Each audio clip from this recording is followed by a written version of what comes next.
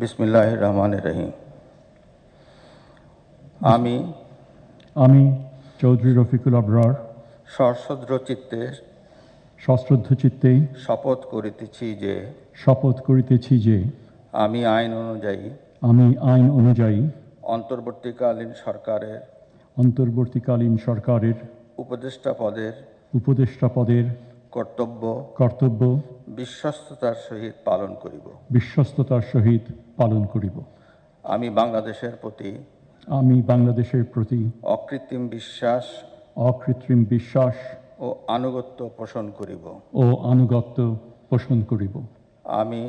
আমি সংবিধানের রক্ষণ, সমর্থন ও নিরাপত্তা বিধান করিব। এবং আমি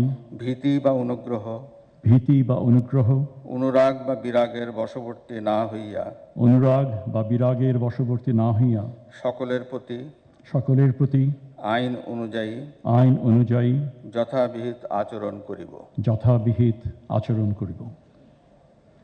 এবার মাননীয় উপদেষ্টাকে গোপনতার শপথ পাঠ করানোর জন্য মহামান্য রাষ্ট্রপতিকে বিনীত অনুরোধ জানাচ্ছি। আমি চৌধুরী রফিকুল আবরার সশ্রদ্ধ চিত্তে শপথ করিতেছি যে অন্তর্বর্তীকালীন সরকারের উপদেষ্টা রূপে যে সকল বিষয় আমার বিবেচনার জন্য আনিত হইবে বা যে সকল বিষয় আমি অবগত হইব তাহা উপদেষ্টা রূপে যথাযথভাবে আমার কর্তব্য পালনের প্রয়োজন ব্যতীত প্রত্যক্ষ বা পরোক্ষভাবে কোনো ব্যক্তিকে জ্ঞাপন করিব না বা কোনো ব্যক্তির নিকট প্রকাশ করিব না। অনেক কৃতজ্ঞতা মাননীয় রাষ্ট্রপতিকে, মাননীয় উপদেষ্টাকে উপদেষ্টা পদের শপথ ও গোপনতার শপথ স্বাক্ষর করার জন্য এবং স্বাক্ষর করার জন্য বিনীত অনুরোধ জানাচ্ছি।